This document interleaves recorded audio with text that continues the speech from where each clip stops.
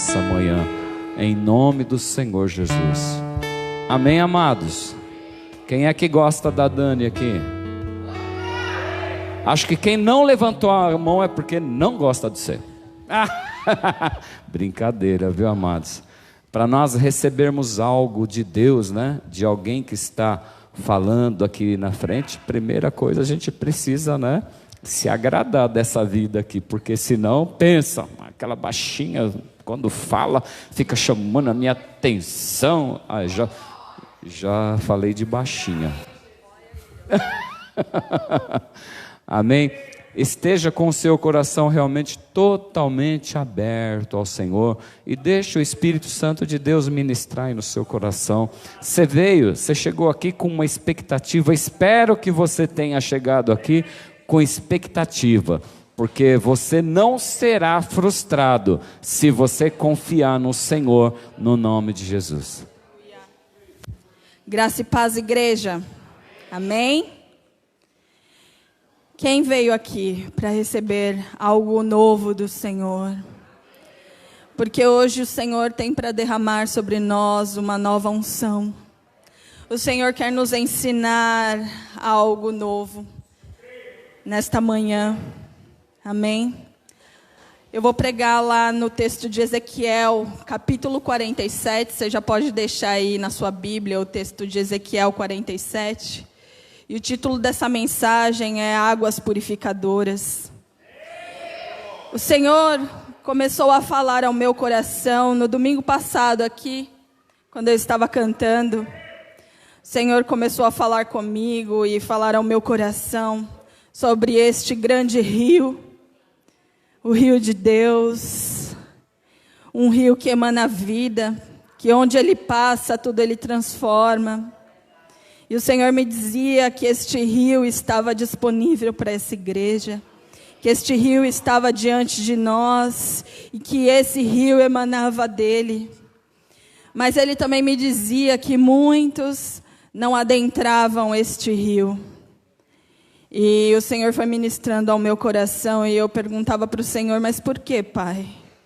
Por que que muitos não adentram este rio? E o Senhor foi me falando das barreiras em nossos corações. E eu intercedi ao Senhor para que Ele derrubasse as barreiras nos corações, a começar de mim. Para que eu pudesse mergulhar a águas mais profundas.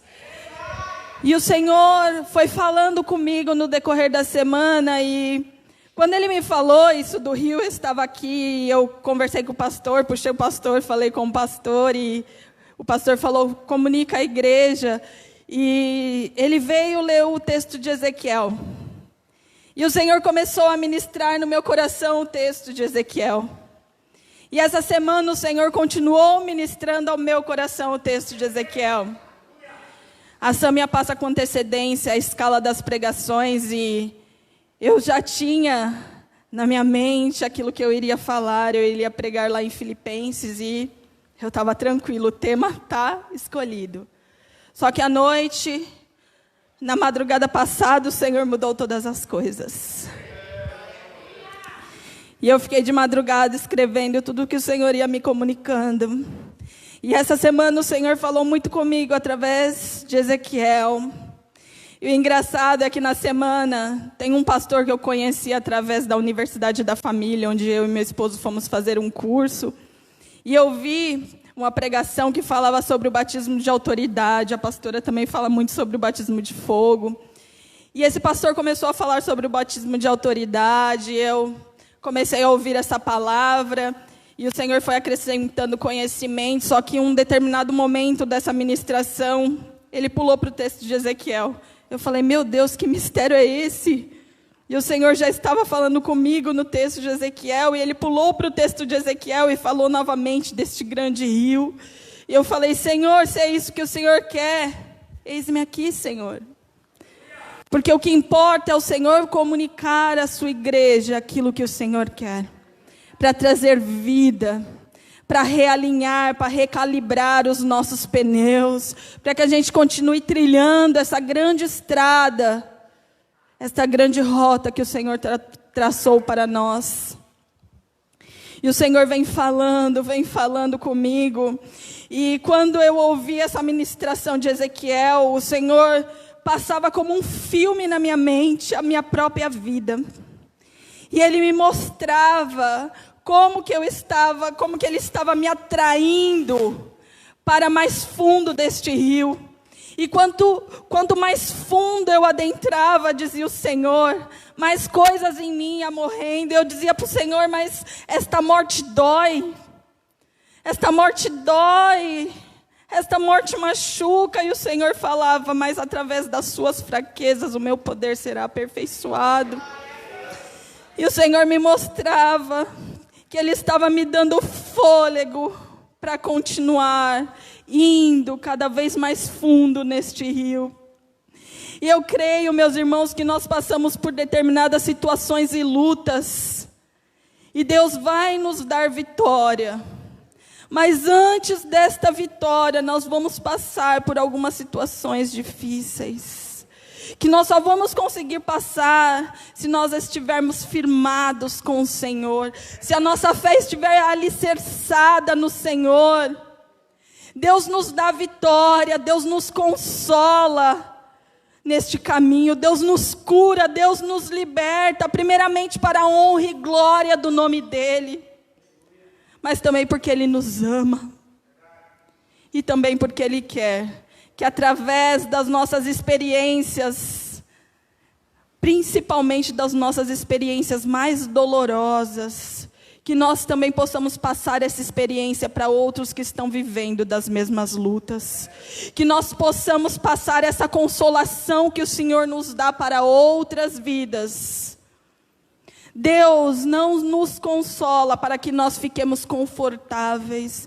Ele nos consola para que nós consolemos outras vidas. E às vezes você está passando por situações hoje que você não está entendendo nada. Que está doendo, que está movendo, que está moendo. Você não entende. Mas lá na frente você vai entender. Quem sabe ao seu lado vai sentar uma pessoa que está tão moída, mas tão moída. E é tão bom quando a gente encontra uma pessoa que possa ter empatia no momento da nossa dor. Uma pessoa que compartilhe da mesma dor. Quem sabe você não vai ser essa pessoa que vai levar o refrigério de Deus para a vida dessa vida. Vamos lá, Ezequiel 47, de 1 a 12. Eu vou chamar o pastor Daniel para ler. Domingo passado ele leu essa passagem.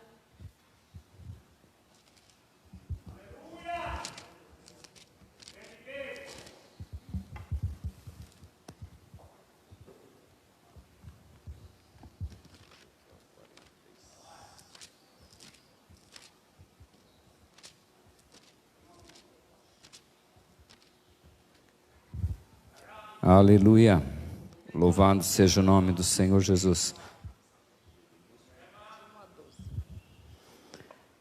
As águas que saíam do templo. O homem levou-me de volta à entrada do templo, e vi água saindo de debaixo da soleira do templo, e indo para o leste, pois o templo estava voltado para o oriente. A água descia debaixo do lado sul do templo, ao sul do altar. Ele então me levou para fora, pela porta norte, e conduziu-me pelo lado de fora, até a porta externa, que dá para o leste, e a água fluía do lado sul. O homem foi para o lado leste com uma linha de medir na mão, e enquanto ia, mediu 500 metros e levou-me pela água que batia no tornozelo. Ele mediu mais 500 metros e levou-me pela água que chegava ao joelho. Mediu mais 500 metros e levou-me pela água que batia na cintura. Mediu mais 500, mas agora era um rio que eu não conseguia atravessar, porque a água havia aumentado e era tão profunda que só podia se atravessar a nado. Era um rio que não se podia atravessar andando. Ele me perguntou: filho do homem, você vê isso? Levou-me então de volta à margem do rio. Quando ali cheguei, vi muitas árvores em cada lado do rio. E ele me disse: esta água flui na direção da região situada a leste e desce até a Arabá, onde entra no mar. Quando deságua no mar, a água ali é saneada. Por onde passar o rio, haverá todo tipo de animais e de peixes, porque essa água flui para lá e saneia a água salgada, de modo que onde o rio fluir, tudo viverá. Pescadores estarão ao longo do litoral, desde Engedi até em Eglaim. Haverá locais próprios para estender as redes. Os peixes serão de muitos tipos, como os peixes do mar grande. Mas os charcos e os pântanos não ficarão saneados, serão deixados para o sal. Árvores frutíferas de toda espécie crescerão em ambas as margens do rio. Suas folhas não murcharão e os seus frutos não cairão. Todo mês produzirão, porque a água vinda do santuário chega a elas. Seus frutos servirão de comida e suas folhas de remédio. Obrigada. Amém. Esse é o texto ao qual o Senhor vai falar aos nossos corações nesta manhã. Mas, antes da gente adentrar propriamente ao texto, uma coisa que o Senhor me levou a pensar é sobre o profeta Ezequiel e sobre o contexto em que Ezequiel vivia. Pode pôr aquele slide? Eu fiz um slide para a gente conseguir fazer isso de uma forma mais didática e dinâmica. Ezequiel, ele foi um profeta levantado por Deus para profetizar ao povo hebreu do reino de Judá, que estava cativo no exílio da Babilônia. Pode passar isso. Quem foi Ezequiel e qual o contexto do livro? A bibliologia categoriza Ezequiel como um dos profetas maiores. Lá na Bíblia ele é um dos profetas maiores. Ezequiel, ele foi um profeta levantado por Deus para profetizar ao povo hebreu do reino de Judá, que estava cativo no exílio da Babilônia. O exílio significa retirar alguém à força ou voluntariamente de seu país de origem. No caso de Ezequiel, foi uma retirada à força. Imagina, esse profeta estava lá, na Babilônia, e foi retirado à força do seu país. Esse exílio, ele representou o trágico fim da independência de Jerusalém, com a queda da série de reis da linhagem da família de Davi. A Bíblia nos conta que o último rei que reinou da linhagem de Davi foi Joaquim. Joaquim foi o último rei da linhagem de Davi. E a linhagem de Davi, ela se sucedia no trono de Judá.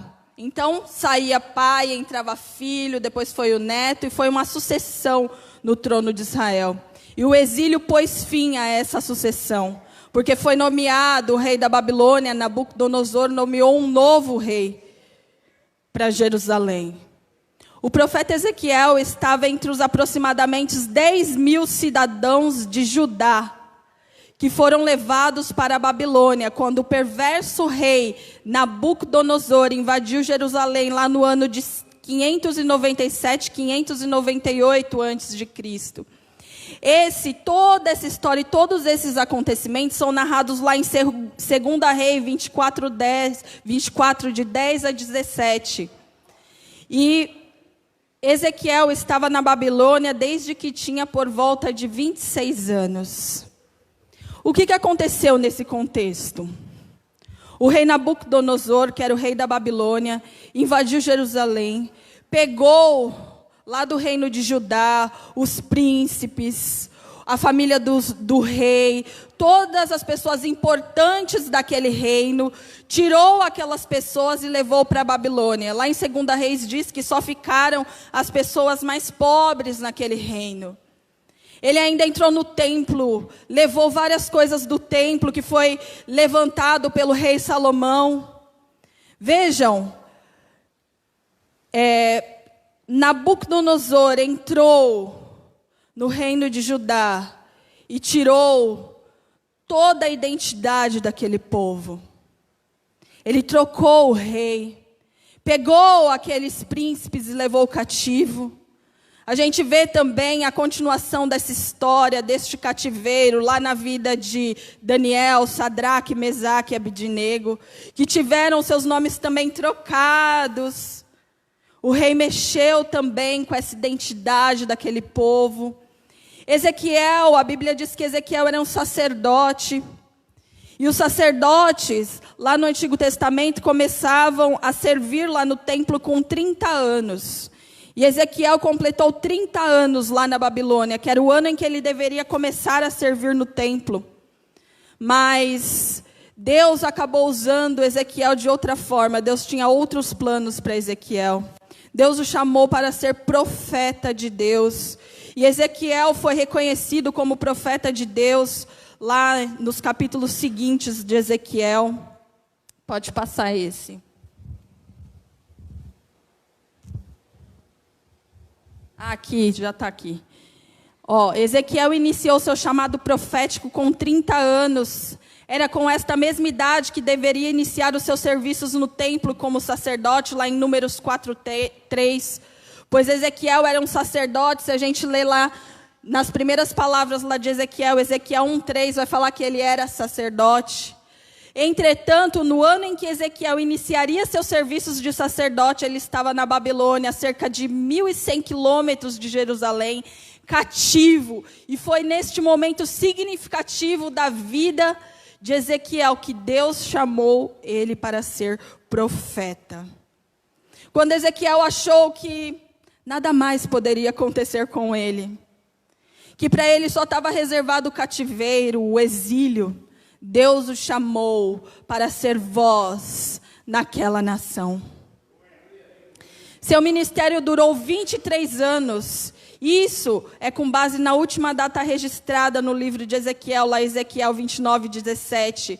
Olha que lindo, no hebraico, Ezequiel significa Deus torna forte, Deus fortalece. Esse nome de Ezequiel também era uma profecia para o povo de Israel, que naquele momento estava se sentindo forte e vulnerável, mas a força daquele povo vinha de um Deus que é fiel, de um Deus que é fiel a uma aliança que ele havia feito lá com Abraão. Deus é fiel à sua aliança e ele fortalece o seu povo mesmo em momentos difíceis. As profecias do livro de Ezequiel vão falar sobre o julgamento dos pecados do povo e a promessa de esperança e salvação para a nação. Enquanto Ezequiel não havia recebido o recado de que o seu país, a sua cidade estava destruída,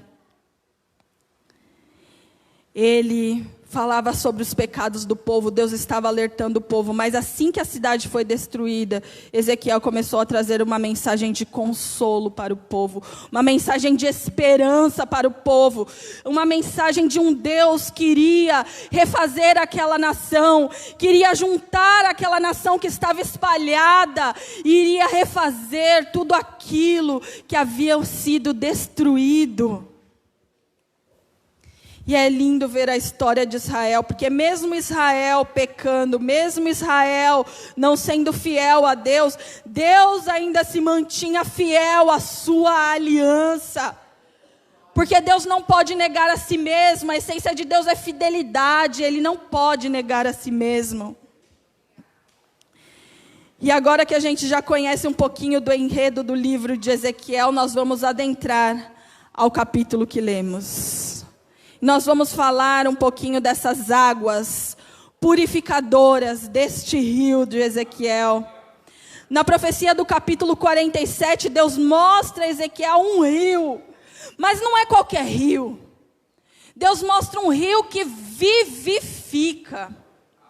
E nós vamos voltar a alguns versículos para nós vermos que este rio é um rio que sara, é um rio que tira a morte, é um rio que traz a vida. E Deus mostrava que esse rio vivificador saía do templo. E à medida que o profeta ia avançando neste rio, Deus ia levando o profeta a avançar neste rio. E o profeta ia observando que neste rio havia várias profundidades. Observa-se também que o referido rio traz vida e progresso por onde passa.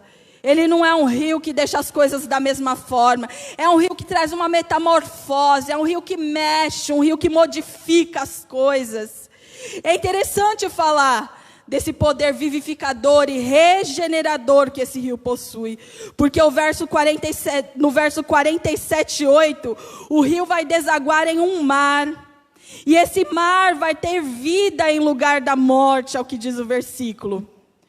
Estudiosos da Bíblia dizem que este mar ao qual se refere aqui em Ezequiel, trata-se do Mar Morto. Por que o Mar Morto é chamado de Mar Morto? Devido ao seu alto teor de sal. Nada sobrevive dentro do Mar Morto. Não tem vida no Mar Morto, com exceção de algumas bactérias, algumas coisas que ficam lá naquele mar. Mas vida mesmo não há naquele rio. E esse Mar Morto ele é localizado na divisa dos territórios de Israel, da Palestina e da Jordânia. Mas Deus fala que o rio dele desaguaria neste rio, que mesmo morto, voltaria a ter vida. Mesmo morto, ele voltaria a trazer vida. Vemos pela narrativa de Ezequiel que o propósito do rio descrito é comunicar vida abundante da parte de Deus. Aquele povo que se achava morto e sem esperança, poderia olhar para o seu Salvador e nele achar a esperança e a vida da qual precisavam. Olha o que o profeta estava comunicando ao povo, aos habitantes. Algo interessante, e é bom a nossa atenção ficar bem voltada para isso, é a profundidade deste rio. Pode colocar lá. A profundidade desse rio. As escrituras descrevem esse rio com 3 profundidades. Lá no verso 3, 4 e 5, as profundidades iam aumentando a cada 1000 côvados. O que é 1000 côvados? 1000 côvados é uma unidade de medida da época, que ia do dedo médio até o cotovelo. Olha só que engraçado, né? Era a forma que eles mediam naquele tempo. E hoje, nos dias de hoje, 1000 côvados representa cerca de 500 metros. Então, a cada 500 metros que o profeta avançava, esse rio ia ficando mais fundo, mais fundo. Primeiro as águas iam no... Pode passar esse. A gente vai ver lá. Pode passar esse também. A profundidade do rio.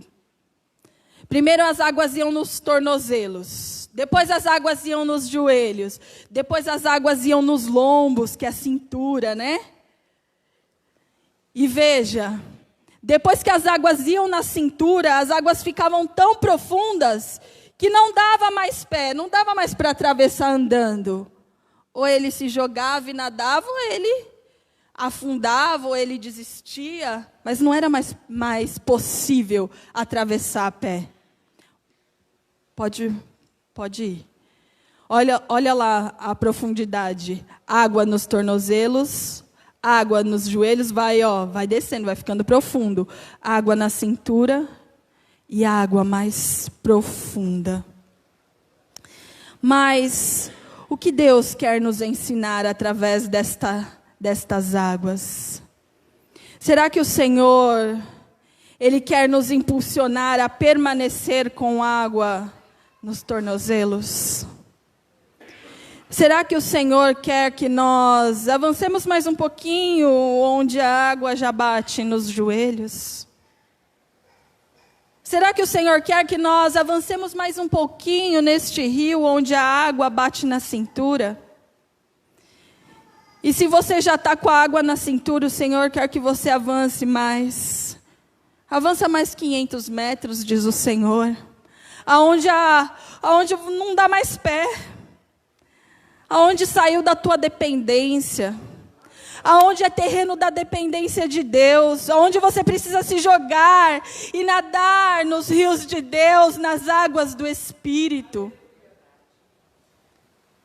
O Senhor tem este rio para todos nós. Todos aqueles que aceitaram o Senhor Jesus como seu único e suficiente Salvador, têm disponível essa água do Espírito, este rio do Espírito. Mas nem todos nós estamos na mesma profundidade, entende? Entende o mistério que o Senhor quer nos dizer nesta manhã? Nem todos nós estamos na mesma profundidade. Eu quero te dizer, de acordo com a tua profundidade, você vive coisas diferentes. Às vezes você fala, poxa, o pastor prega aqui no domingo, ele prega a palavra de Deus, eu vou para minha casa, nada acontece. Será que o pastor está mentindo? Aí você vai lá na Bíblia, você fuça lá na Bíblia e fala, não, ele está falando a verdade mesmo que ele falou, mas Deus, por que eu não estou vivendo isso? E Deus te responde, porque para você viver isso, você precisa estar nas águas mais profundas. A tua profundidade define aquilo que você vai viver com Deus. Se você quer viver novas coisas com Deus, avance mais 500 metros. Avance mais 1000 côvados. Não fique olhando as águas passarem. Avance nas águas do Espírito.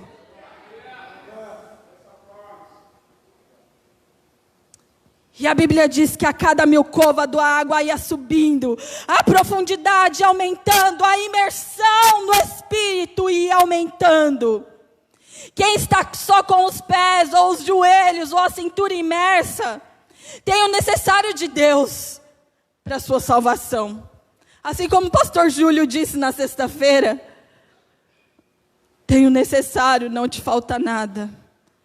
Mas aquele que não imerge também não prova do melhor que Deus tem para a sua vida. É lá nas águas mais profundas que nós adquirimos as melhores coisas. A cada 1000 côvados que avançamos, é uma fase em Deus que nós vamos vivenciando. É um amadurecimento diferente que nós vamos experimentando. São pensamentos, são sentimentos, são desejos, são emoções que vão sendo transformadas por Deus em nós. A cada 1000 côvados, vamos sendo lavados pela água do Espírito. Nós devemos nos expor a esta água do Espírito, para que ela nos lave através da palavra dentro de nós. Esses avanços, essas imersões que fazemos nesse rio de Deus, vão nos conscientizando do quanto Deus tem em nós e quanto nós temos dele em nós. Quais as áreas que Deus já mudou e alterou a sistemática e o funcionamento dentro de nós? E quais ainda precisam ser tocadas pelo Espírito Santo? Quais as áreas da nossa vida ainda precisa ser banhada por estas águas? Só que essas áreas que ainda não estão banhadas por essas águas, só podem ser banhadas quando nós avançarmos mais 500 metros, diz o Senhor. Mas para avançarmos, nós devemos ter posicionamentos e níveis de consciência em Deus mais profundos. Deus vai precisar ir mexendo em nós, vai precisar ir moldando, e dói, porque Ele vai matando aquilo que não foi gerado pelo Espírito em nós. Tudo aquilo que foi gerado em nós pela carne, o Senhor vai mortificando. E todos aqueles que passam por uma mortificação da carne sabem que dói. Vai mexer com o nosso ego, vai mexer com a nossa vontade, vai mexer com aquilo que eu quero, que Deus não quer para mim. Vai mexer com meus medos, com os meus mecanismos de defesa. Deus vai lá fuçar nas minhas gavetinhas, que eu não quero que Ele mexa. Deus vai lá no meu quartinho da bagunça e vai lavar tudo aquilo, porque eu preciso amadurecer. É necessário para todos nós amadurecimento do Espírito. E para isso Deus vai mexer, às vezes, naquilo que você quer esconder. Mas quem pode esconder algo de Deus, meus irmãos? Quem pode se esconder da presença de Deus? Ainda que você queira esconder os seus sentimentos de Deus, Deus sabe dos seus sentimentos. E como Ele se agrada quando a gente fala: Pai, tá difícil mesmo. Pai, eu estou me sentindo intimidado por esta dor e por essa luta. Aí Ele pega com tanto amor, e assim como a pastora diz, Ele lança fora todo medo. Seja sincero com teu pai.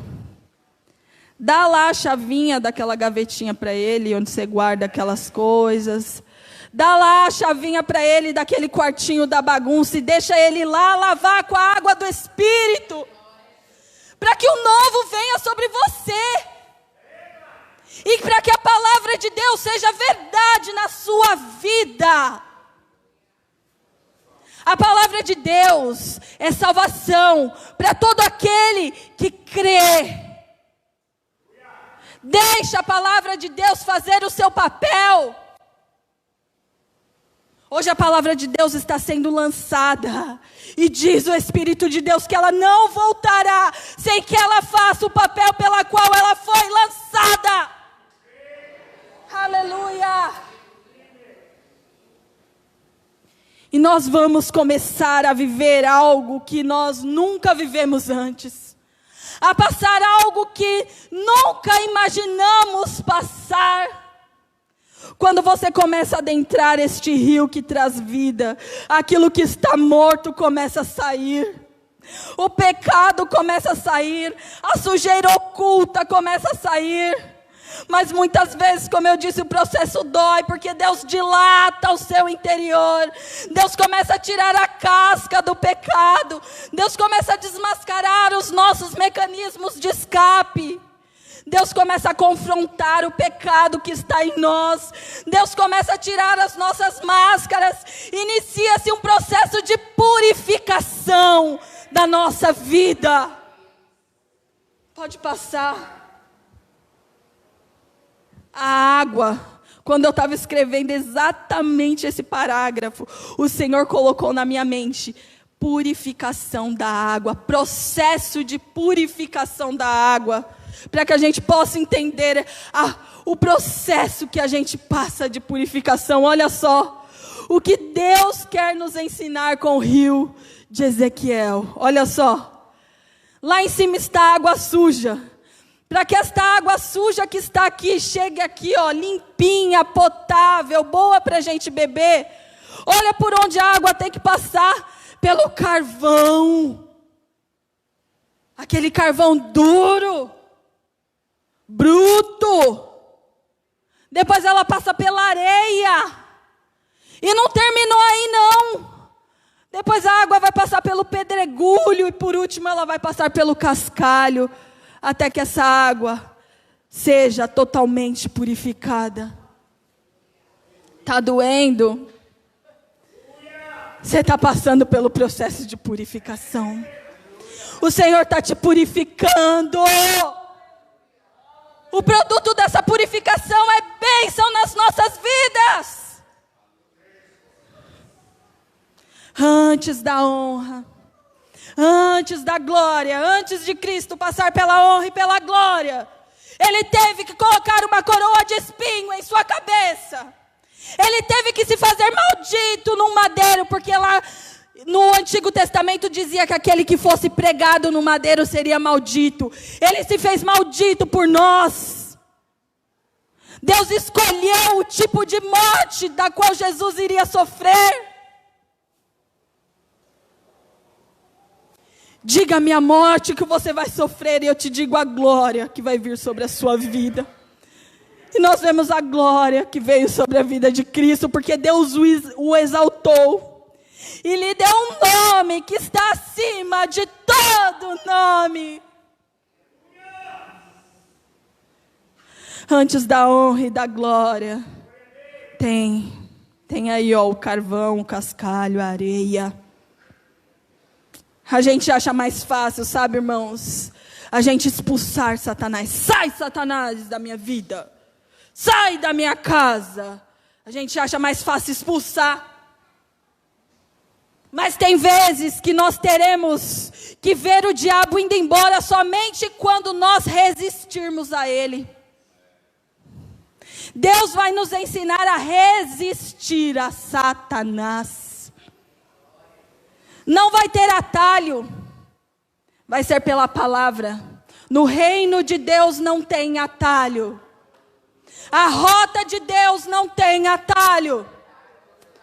Se você pegar um atalho diferente da rota que Deus está traçando para você, saiba que este caminho vai dar em morte. Não tem atalhos no reino. Não há atalhos. Nós vamos passar pelo processo. Nós vamos passar pela resistência ao diabo. Lá em Tiago 4,7 diz: resisti ao diabo e ele fugirá de vós. Deus vai trazendo uma limpeza tão grande em nós, que essa limpeza promove uma metamorfose. Igual na borboleta, é uma largata. Ela fica lá dentro sofrendo aquela metamorfose misteriosa e espantosa dentro daquele casulo. Até que chega o tempo que aquela borboleta sai com aquelas asas maravilhosas e começa a voar. A gente começa a agir diferente. A gente começa a pensar diferente. A gente começa a entender coisas que não entendíamos em Deus. O nível de intimidade começa a aumentar. Através do aprendizado, pelas situações que nós passamos. Foi assim com Cristo, assim como eu disse. Lá em Hebreus 5, 8 e 9 diz assim: embora sendo filho, aprendeu a obediência na teoria, por um livro, pelos rolos. Não, aprendeu a obediência pelas coisas que sofreu. E tendo sido o quê? Aperfeiçoado. Aperfeiçoamento é um processo, meu irmão. Tendo sido aperfeiçoado, tornou-se autor da salvação eterna para todos os que lhe obedecem.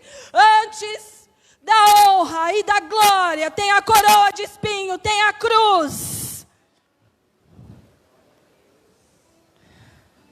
O que essa passagem quer ensinar?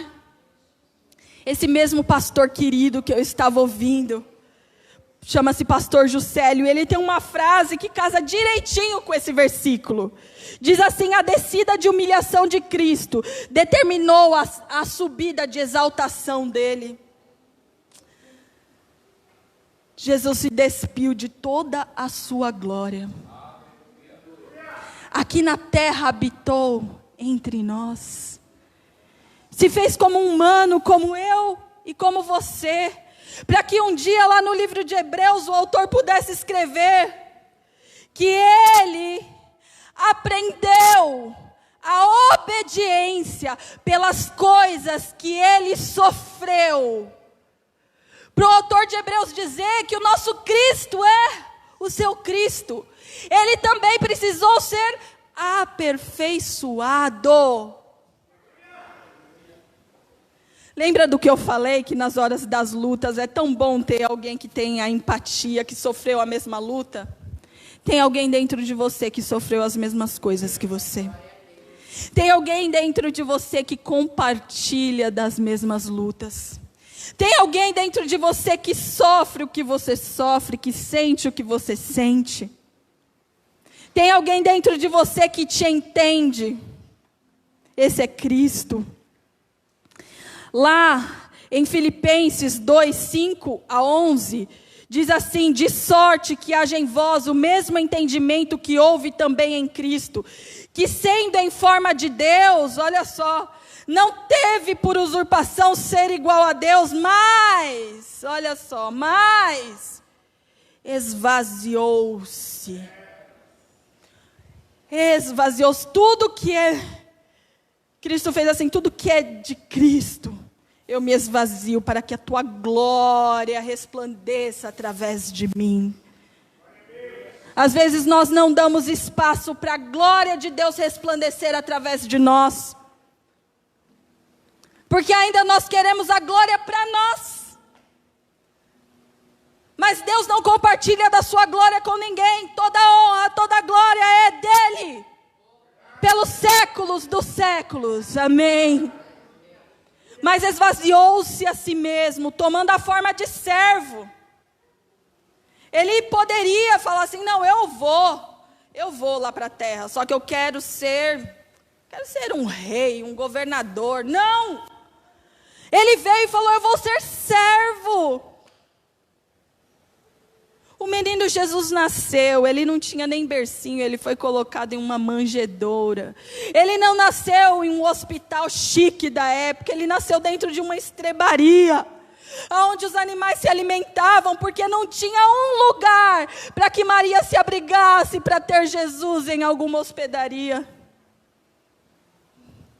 Ele veio mesmo para ser servo, fazendo-se semelhante aos homens, e achado na forma de homem, humilhou-se a si mesmo, sendo obediente até a morte, e morte de cruz.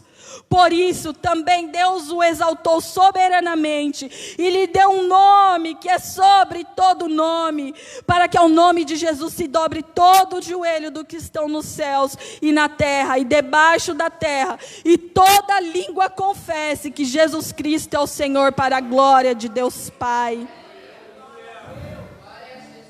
Ah, meus irmãos, quando nós vamos adentrando esse rio, mais 500 metros, o pai fala, e você fala assim: pai, mas eu já estou com a água aqui, ó,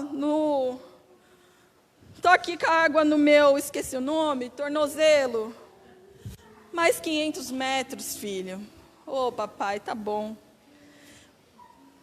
Eu já estou com a água aqui no joelho, pai, já tá bom. E o pai fala: filho, 500 metros. Tá, pai. Ô, pai, eu não estou muito conseguindo me equilibrar, a água já está aqui na cintura. Filho, mais 500.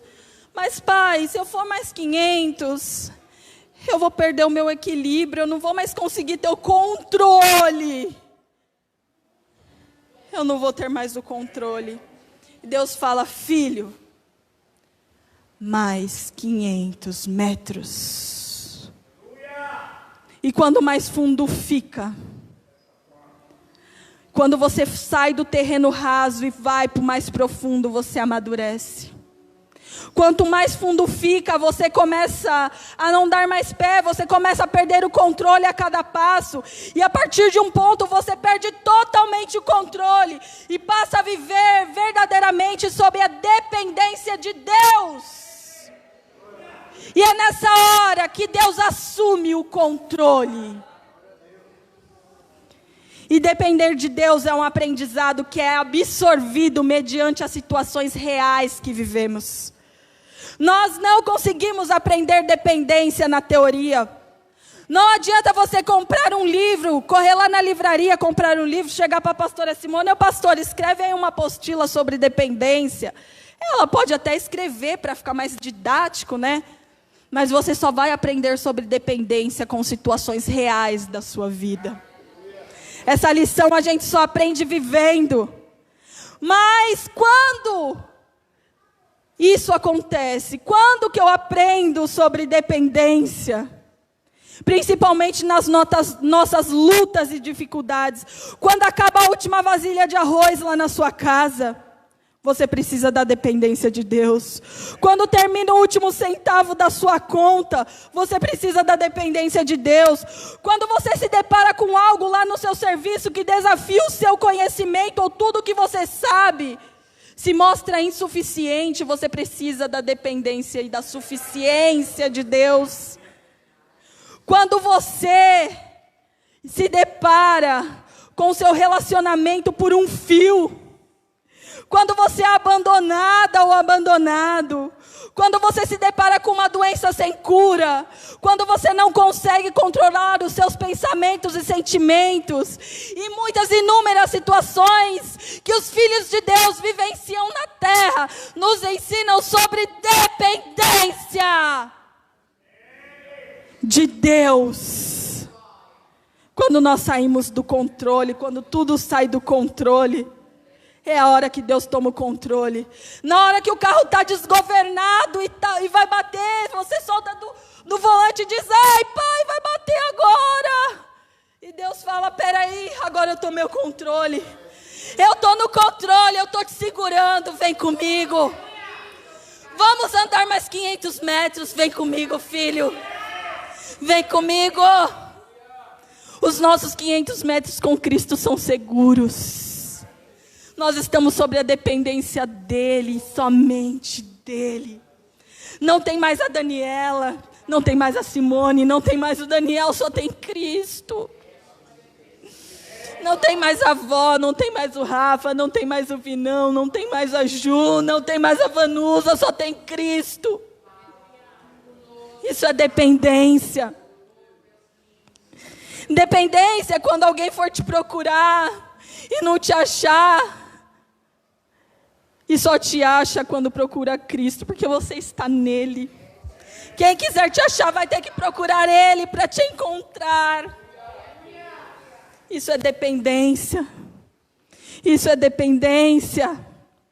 Para quem está acostumado a ter ou querer ter o controle de tudo, Deus te conduz a situações onde você não vai ter o controle. Onde você não vai conseguir prever nem ter certeza do que vai acontecer. Eu estou falando aqui, meus irmãos, tudo de mim. Tudo do que eu passo, do que eu passei, do processo. Eu estou lá no meio daquelas pedras. O Senhor está tirando algo bom de dentro de mim, mas para isso Ele precisa que aquelas impurezas fiquem naquelas pedras. Ele precisa fazer morrer coisas. Ele precisa que a Daniela saia de lá purificada. Ele vai me receber na glória dEle, pronta. Porque aquele que começou a boa obra é fiel para cumpri-la até o dia de Cristo. Não ache que está tudo perdido por causa das situações que você tem vivenciado. Deus hoje está te dando discernimento para você entender que é necessário. As pedras são necessárias, o cascalho é necessário, a areia é necessária para que aquela água suja saia, para que as impurezas saiam, para que o eu morra, para que você se esvazie de si mesmo, para que você termine com seus mecanismos e Deus te reprograme novamente, para que a metanoia aconteça. É necessário haver morte da carne. Tudo que é gerado na carne, tudo que foi gerado na sua carne vai morrer. Se você quiser avançar, eu vou avisar. Tudo que é gerado na sua carne irá morrer. Mas Deus vai começar a gerar algo novo. Lá onde Ele se comunica com você, no seu espírito. Algo novo começará a ser gerado no seu espírito. Carne é a alma. Carne é a área dos sentimentos. Lá é onde Deus mais trabalha. É onde mais dói. Mas é através de um homem. E como eu gosto desse homem. Como esse homem vem me ensinando, através das suas palavras, Deus vem usando ele desde que eu era pequenininha. É aquele lá que você conhece também, o Paulão, apóstolo Paulo. Como eu gosto do apóstolo Paulo, sabe por quê? Ele falava dos pecadores, o pior sou eu. Ele não escondia nada, não. Deus trabalhava com Paulo de uma forma tão espantosa. E quando Paulo falou, ô pai, tem um espinho aqui na minha carne. Espinho na carne dói. Está me incomodando, está doendo, pai. Tira ele para mim. Eu já te pedi várias vezes. Olha, Satanás vem e esbofeteia a minha cara.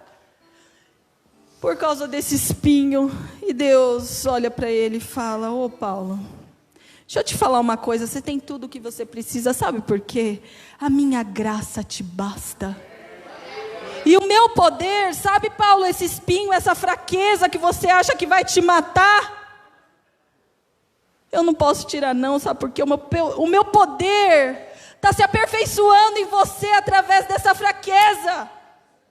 Essa fraqueza sua está potencializando o meu poder em você. Ô Paulo, essa tua fraqueza está gerando algo no teu espírito, para a honra e glória do meu nome, algo que traz vida, algo que traz cura, algo que traz libertação. Oh Deus, por isso que ele diz, então pai, eu vou me gloriar nas minhas fraquezas, nas minhas lutas, porque eu sei que contigo, quando eu estou fraco, é quando eu sou forte. Ai, que lindo, Paulo. Que lindo, Paulo. Porque a dependência é uma lição que não se aprende na teoria, e sim na prática. A dependência de Deus nos faz enxergar uma única saída. Ela nos ensina a depender de Deus. A única saída é depender de Deus. Ou se afogar nas águas. Mas é na profundidade da dependência que eu aprendo sobre provisão, cura, consolo, prosperidade, alegria no Espírito Santo, aperfeiçoamento, libertação. E nessa profundidade eu aprendo sobre os alicerces da verdadeira fé. Ah, que lindo, nós vamos falar sobre fé. Lembram do Pedro? O Pedrão, pescador. Da Bíblia, o Pedro apóstolo. Lá em Mateus 14, no verso 25 a 32. Quando Pedro quis ter com Jesus sobre as águas, ele perguntou, Jesus, posso ir? E Jesus, pois bem, Pedro, vem. E Pedro, ele estava fito em Cristo, estava olhando para Cristo, o foco de Pedro era Cristo. E quando Pedro começou a andar, ele começou a reparar naquele vento assustador, naquele vento forte e ameaçador. E ele tirou o olho de Cristo. E ele começou a afundar, e ele gritou para Jesus o salvar, oh Jesus, salva-me. Na sequência a Bíblia nos diz que Jesus estendeu a mão e disse para ele, oh homem de pequena fé, por que você duvidou no seu coração? Ei, Deus está falando com aquele mesmo olhar compassivo para a gente, ei homem, ei mulher de pequena fé, por que você duvidou no seu coração? Se nós estamos afundando hoje, o Senhor está com a mão estendida para nós, para nos tirar desta água. Jesus, ele falou sobre fé com Pedro, através dessa frase. através dessa experiência nas águas. Quando essa fé não é firme em Cristo, ela falha. E faz com que nós duvidemos de Deus ou do que Ele pode fazer por nós, em nós e por meio de nós. Olha quantas coisas. Mas eu estava dizendo que a fé de Pedro não estava firmada em Cristo naquele momento. E ele começou a afundar pela dúvida, pelo medo. E Jesus estava ensinando a Pedro e a nós, não sobre o lado que o vento vai soprar, não soube prever como esse vento vai soprar.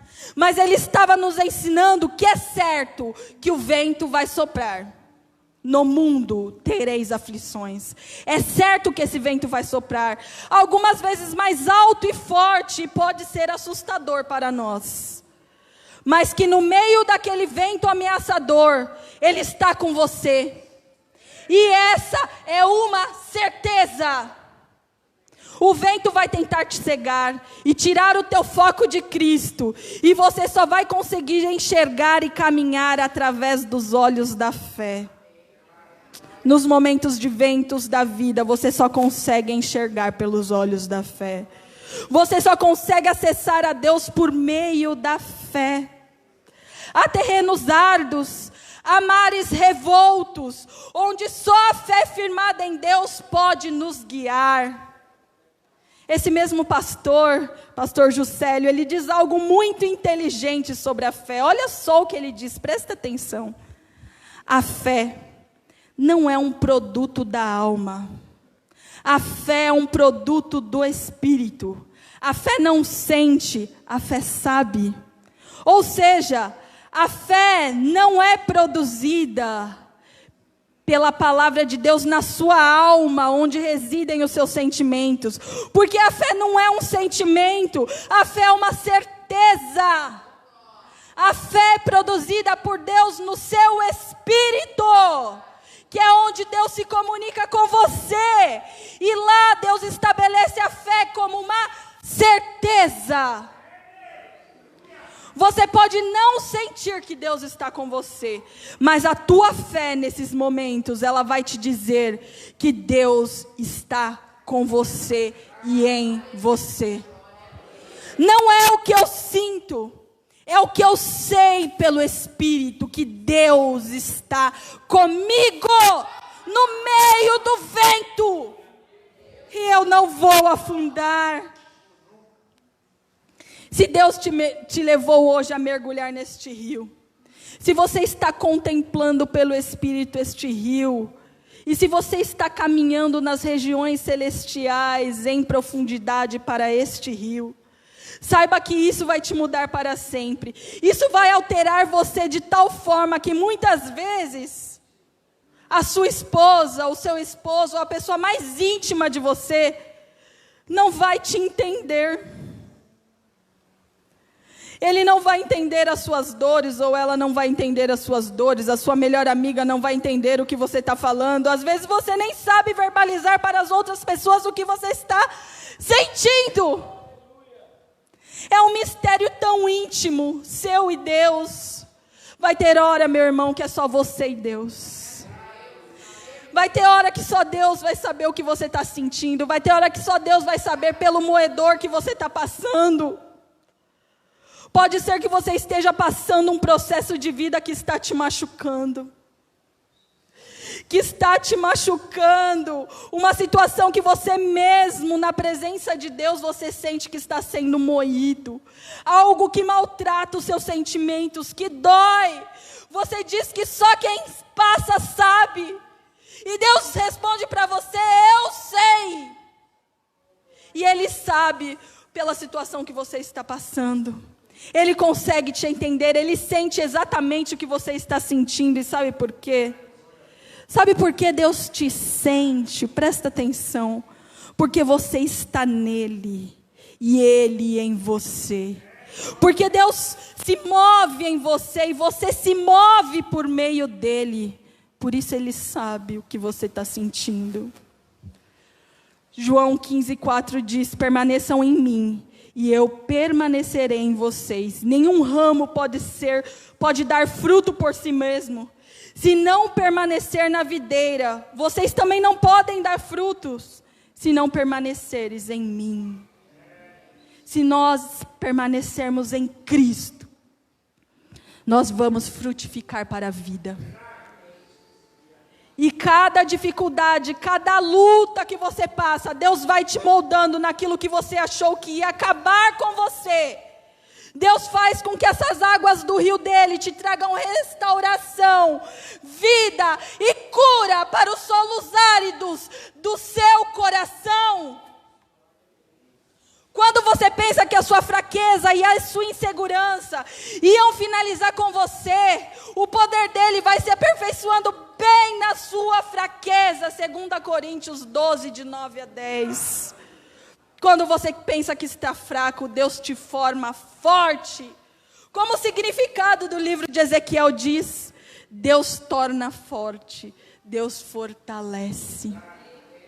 O Deus de toda graça que os chamou para a glória eterna em Cristo Jesus, depois de terem sofrido durante pouco tempo, os restaurará, os confirmará, lhes dará forças e os porá sobre firme alicerces. 1 Pedro 5,10. Mas talvez ainda, depois de tudo isso que você ouviu, você ainda esteja pensando, mas Deus, o que está me impedindo de adentrar este rio? Domingo Deus ministrava, como eu disse, ao meu coração que este rio está disponível, mas que alguns não adentram em profundidade. Que alguns se contentam com a baixa profundidade. Ficam olhando, só observando o horizonte. Aceite, meus irmãos, os batismos de Deus na sua vida. Quem sabe um dia a pastora ministre sobre o batismo de fogo. O Senhor falou muito ao meu coração. Aceite esse processo que você está passando, mesmo com dor. Deus vai te conduzir a um caminho de vida, de luz. O que me impede, Pai, de entrar essa água? Porque quem não está nas águas profundas não pode vivenciar e ver coisas que você só vivencia e vê na profundidade. Você vem na igreja, ouve a palavra e precisa, Deus diz, precisa andar mais 500 metros. Como assim? Quando você não estiver, como assim que eu faço? Como eu vou andar? Eu te digo, olha só, quando você não estiver com vontade de ler a palavra, leia.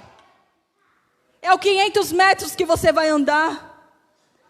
Quando você quiser ir mais fundo com Cristo, leia a palavra de Deus. Ela vai te alimentar, ela vai te imergir em um entendimento diferenciado das situações que você está vivendo hoje. A palavra de Deus, dizia Billy Graham, é mais atual do que o jornal que vai sair amanhã.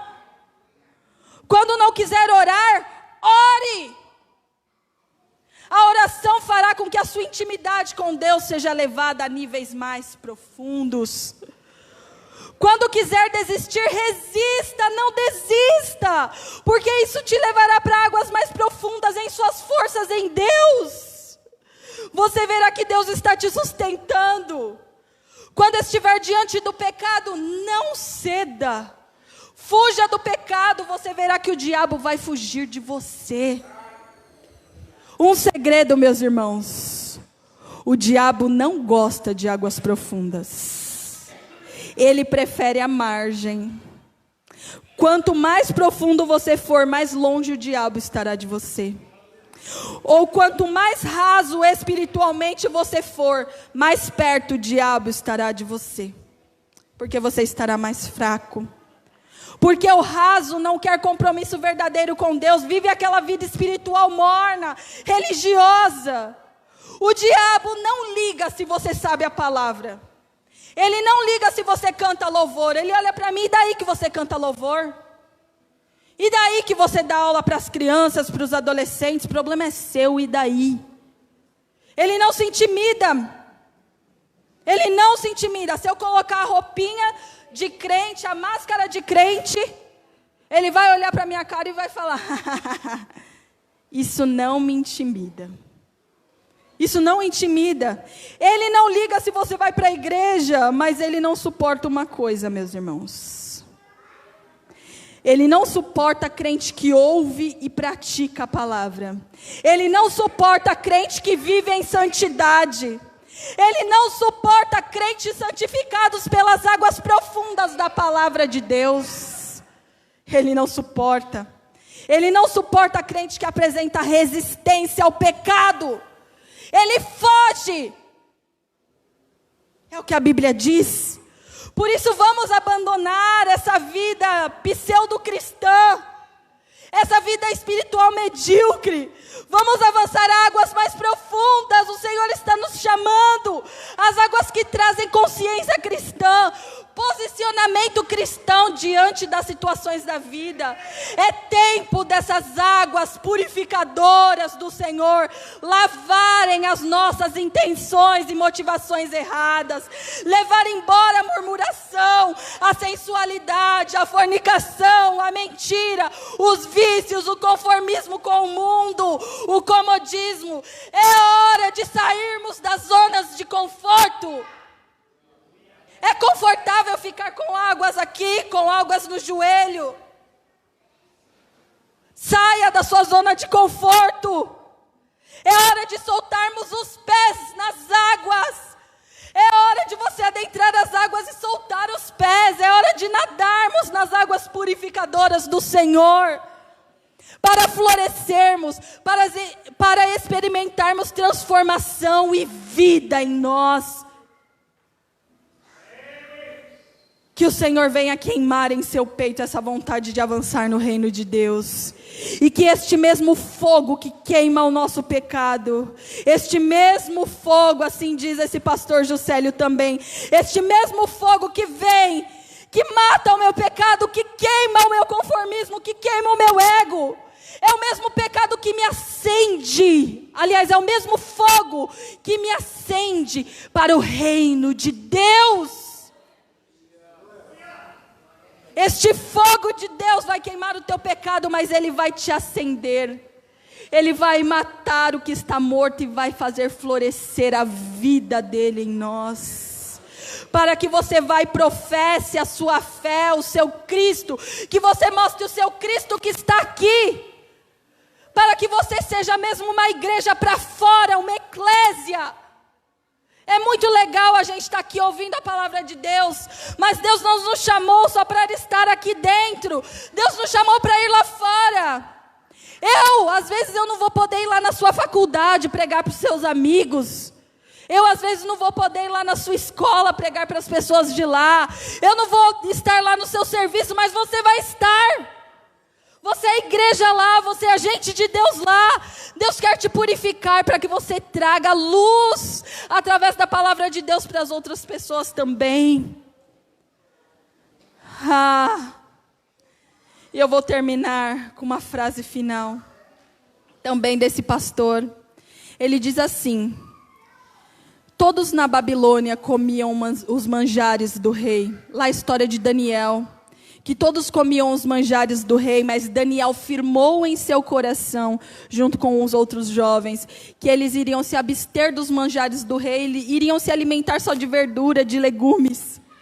E o pastor diz assim: todos na Babilônia comiam dos manjares do rei, mas Deus só pode colocar na fornalha e na cova dos leões quem estava na verdura e no legumes. E por causa da fornalha e da cova dos leões, a Babilônia pôde conhecer um Deus que ela não conhecia. Você não sabe pelos processos.